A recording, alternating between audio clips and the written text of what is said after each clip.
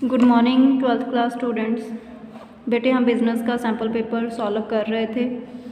Question number 33 हमने solve कर लिया था। आज हम कर रहे हैं question number 34। The IT major Zibra is terminating the employment of its senior managers. जो आईटी मेजर है जिब्रा वो टर्मिनेट कर रहे हैं, मीन्स ख़त्म कर रहे हैं एम्प्लॉयमेंट अपने सीनियर मैनेजर्स की। If after evaluating their performance, उनकी परफॉर्मेंस को इवेलुएट करने के बाद अगेंस्ट प्री डिटरमाइंड स्टैंडर्ड्स, उन्होंने ये पहले से स्टैंडर्ड फिक्स कर रखे हैं, उनके साथ उन्होंने जो एक्चुअल परफॉर्मेंस है मैनेजर्स की उसको कंपेयर किया है। If it is found lacking, अगर मैनेजर्स की एक्चुअल परफॉर्मेंस स्टैंडर्ड से कम है तो उनका जो employment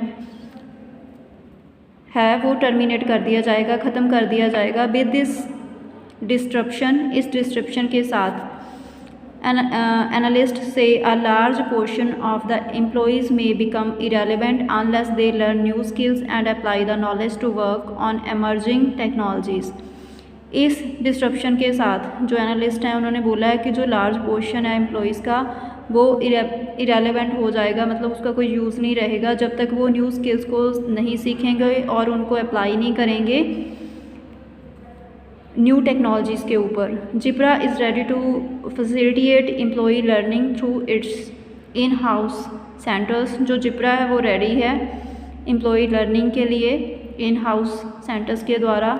name the function of management performed by Zibra to maintain a satisfactory workforce. Identify and explain the 2 steps in the process of function of management discussed above. Also state any 2 steps of the function of management discussed that the firm had to perform before performing the above steps.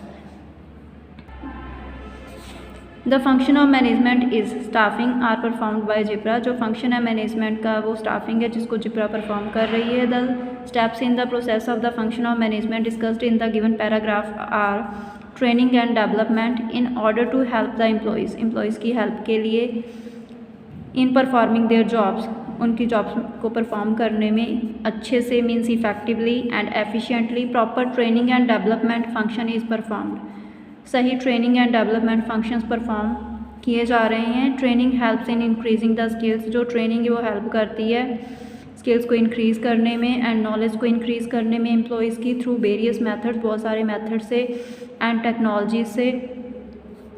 Where as development helps in the growth of an employ in all aspects. जो development है वो हर एक employ की help करती है उसकी growth में, सारे एस्पेक्ट्स में, मीन्स सारे एरियाज़ में। Performance appraisal at last, the management performs the performance appraisal function. Last पे जो मैनेजमेंट है वो परफॉर्मेंस अप्रेजल फंक्शन को परफॉर्म करेंगे। अंडर दिस, इसमें the actual performance of employees, जो एक्चुअल परफॉर्मेंस है एम्प्लॉयज़ की इस मेजर्ड, उसको मेज़र किया जाएगा against certain pre determined standards, जो पहले से मतलब फिक्स किए गए स्टैंडर्ड्स हैं उनके अगेंस्ट, मीन्स उनसे मैच किया जाएगा। Based on the results of performance के रिजल्ट्स के बिहाफ पे मतलब जो परफॉर्मेंस अप्रेजल है एम्प्लॉयज़ की उसके रिजल्ट के बिहाफ पे उनको ट्रेनिंग प्रोवाइड की जाएगी, उनको प्रमोट किया जाएगा और उनको सेपरेट कर दिया जाएगा या उनको ट्रांसफ़र कर दिया जाएगा। Steps of the function of management discussed that the firm had to perform before performing the given steps.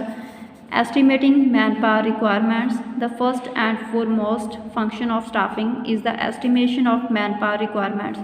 जो फर्स्ट और सबसे ज़्यादा इंपॉर्टेंट फंक्शन है स्टाफिंग का वो मैन पावर रिक्वायरमेंट्स को एस्टिमेट करना है। It involves making a detailed list of available human resources. इसमें इन्वॉल्व होता है कि एक डिटेल्ड लिस्ट प्रिपेयर करना जो अवेलेबल ह्यूमन रिसोर्सेज हैं उनकी, इन टर्म्स ऑफ क्वालिफिकेशन के वे में, ट्रेनिंग के वे में, एबिलिटीज़ एंड स्किल्स के वे में। Assessing the human resource needs को असेस करना सारे डिपार्टमेंट्स की। थ्रू दिस, इसके द्वारा management gets complete knowledge, management को पूरी जानकारी हो जाती है about their existing and required employees, अपने एग्जिस्टिंग एंड रिक्वायर्ड एम्प्लॉयज़ के बारे में। Recruitment after estimating the man power requirements, man power requirements को एस्टिमेट करने के बाद जो ऑर्गेनाइजेशन की हैं। द नेक्स्ट स्टेप है बीइंग परफॉर्म्ड बाय मैनेजमेंट, जो मैनेजमेंट के द्वारा परफॉर्म किया जाएगा वो है recruitment. It refers to the process of searching the prospective employees. इसको हम डिफ़ाइन कर सकते हैं कि जो मतलब फ्यूचर एम्प्लॉयज़ हैं प्रोस्पेक्टिव एम्प्लॉयज़ हैं उनको सर्च करना, and stimulating them to apply, और उनको मोटिवेट करना कि वो हमारी ऑर्गेनाइजेशन में वैकेंट पोजीशंस के लिए अप्लाई करें। इट्स मेन ऑब्जेक्टिव, इनका जो मेन उद्देश्य है, is to bring the job seeker and job giver in contact with one another, मतलब जो जॉब दे रहा है और जिसको जॉब चाहिए उन दोनों को एक दूसरे के कॉन्टैक्ट में लेके आना। Recruitment can be done through internal और एक्सटर्नल सोर्सेज, जो रिक्रूटमेंट है उसको किया जा सकता है इंटरनल और एक्सटर्नल दोनों सोर्सेज से। Internal sources of recruitment includes the transfer और promotion of employees.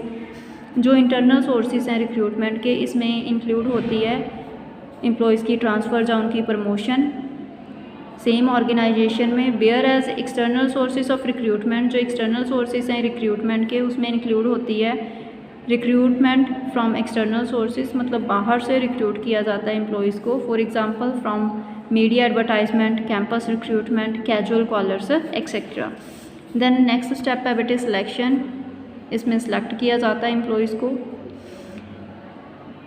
Then next placement and orientation, job पे प्लेस किया जाता है और ऑर्गेनाइजेशन में इन्वायरमेंट फ्रेंडली बनाया जाता है, उनके कलीग्स के साथ मतलब वर्कर्स को मीट करवाया जाता है, उनके हेड के साथ और उनके सबॉर्डिनेट्स के साथ वर्कर्स को फेस टू फेस करवा के